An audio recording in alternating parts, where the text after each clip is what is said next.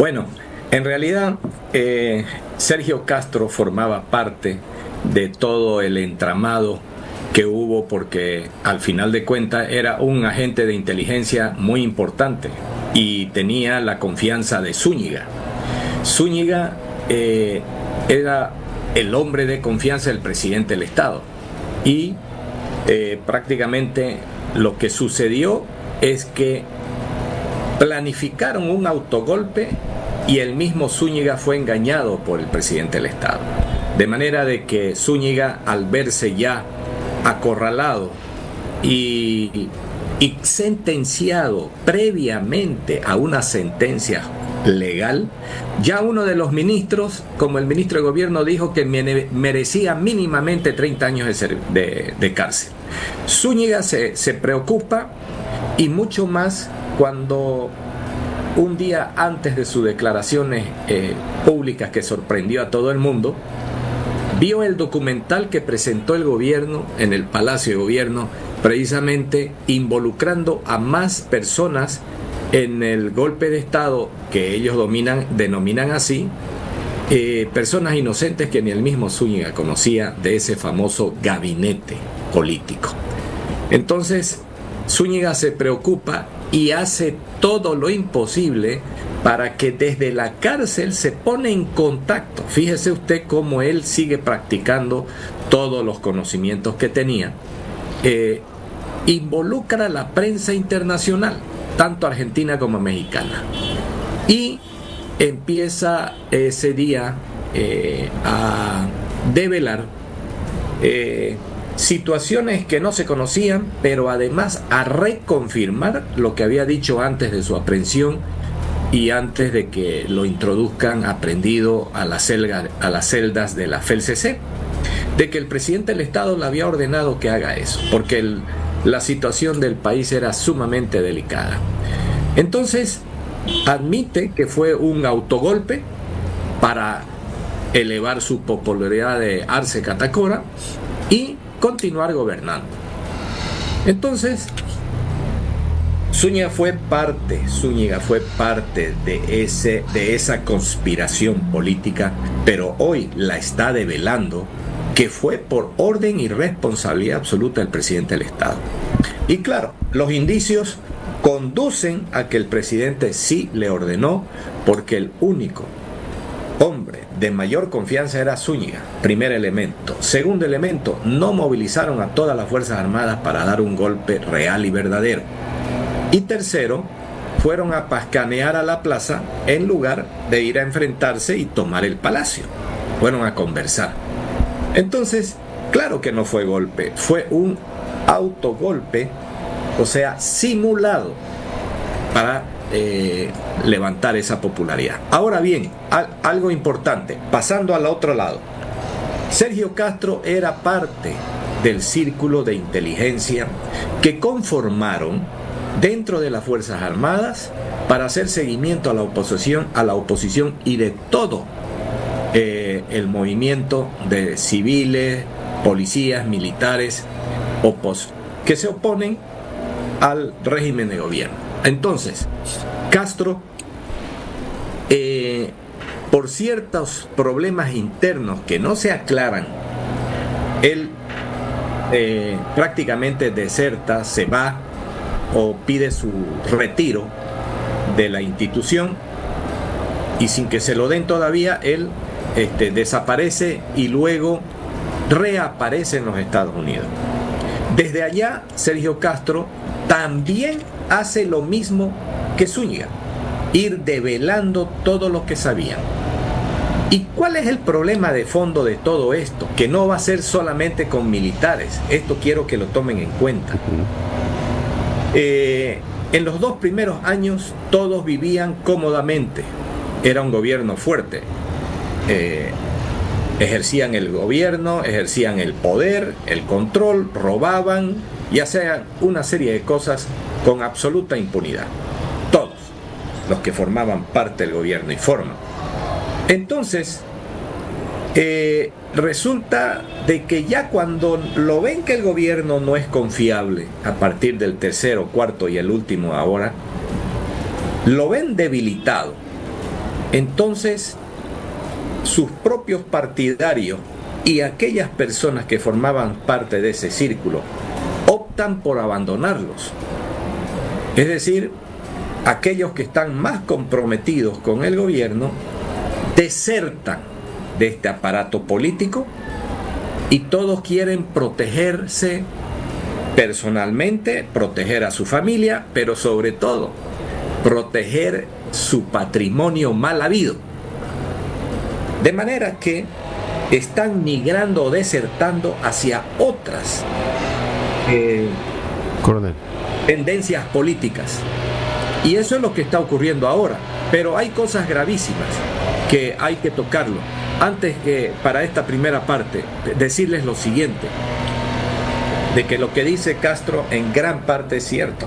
O sea, es decir, por los indicios y las evidencias, yo las reconfirmo en su mayoría.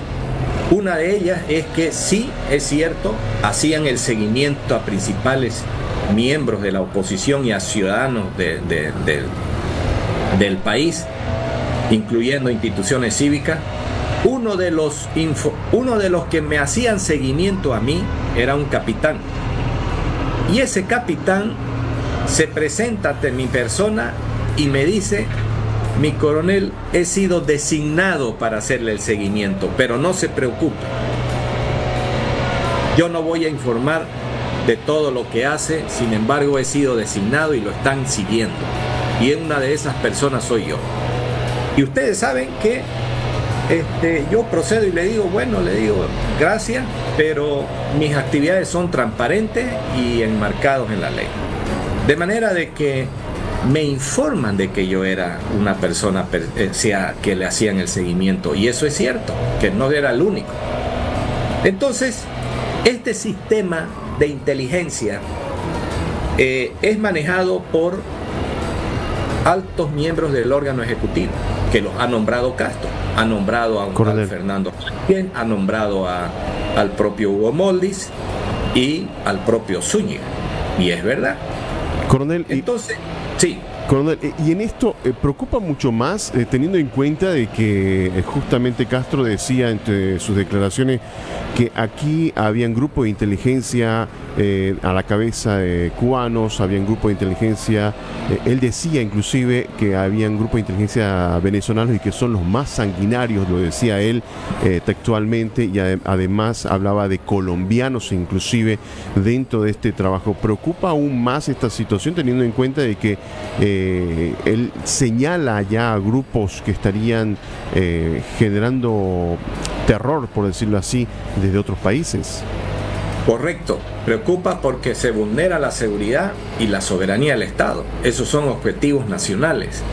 Y si usted no puede controlar su propio territorio, su propio Estado, significa que está en manos de extranjeros, y que son precisamente extranjeros que trabajan para el Foro de San Pablo, para el Foro de Puebla, con mexicanos, venezolanos, colombianos, ecuatorianos y también brasileros. Coronel Santisteban, una consulta sobre otra declaración que decía el capitán Castro, que obviamente también llamó la atención por el momento en la que él lo dice. Él habla de que en el trópico, específicamente en la Ucaeñe, en la zona del Chapare, esa intención que revela Zúñiga de que le habían pedido 5.000 armas para llevar al lugar, él dice, probablemente es cierto, pero lo que a mí me consta, porque estuve en el lugar como agente de seguridad para la entrega de armamento para las milicias que están armadas en el trópico, en el Chapare. Incluso da referencia de que en el momento que se tomaron algunos cuarteles militares se mostraban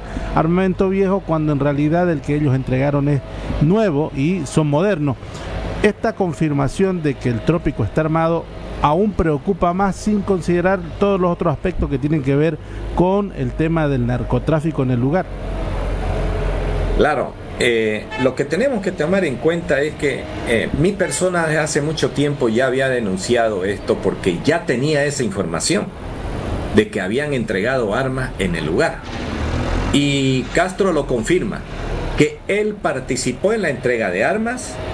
Él admite que hay extranjeros en el interior del país, no solamente en el Chapare, y son personas extranjeras preparadas que entrenan y capacitan a estas personas que son correligionarios precisamente del movimiento al socialismo y que trabajan para realizar un acto muy delicado, el paramilitarismo en Bolivia. El paramilitarismo en Bolivia significan milicias, y eso es orientado precisamente a proteger a un sistema político que es el movimiento al socialismo. No importa si proponen a Andrónico, Eva Copa, si lo proponen a quien quieran. El tema es que el paramilitarismo va a ir a proteger al sistema para que el gobierno sea controlado por ellos. Entonces, esto es gravísimo. ¿Por qué? A ver, fíjese usted, si un mandatario, ellos organizan grupos armados, le entregan el mando del Estado a extranjeros para que manejen la situación interna, eso es traición a la patria. Y segundo, exponen a los propios bolivianos a un enfrentamiento y baño de sangre con los recursos económicos que ellos generan en el país en manos de extranjeros. Entonces, esta situación del paramilitarismo es gravísima, porque todavía ellos, al estar bien organizados y preparados y armados, no han salido en masa a enfrentarse a la población porque no se han dado las condiciones para enfrentarse. Sin embargo, eso es una potencialidad que puede ocurrir en cualquier momento cuando ellos así lo dispongan o lleguen a crear el ambiente de crisis en ese lugar.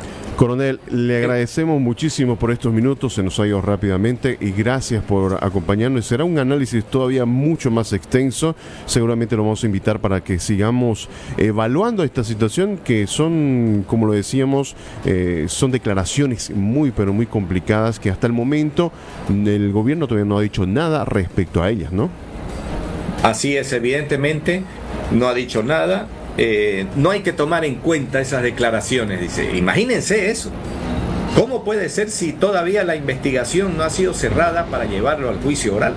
Y están desesperados por pasar al juicio oral y público, porque ya de ahí en adelante ya no valen las aportaciones adicionales de una declaración. Muy bien. Entonces, estamos en esa situación. Muchas gracias, que tengan buen día.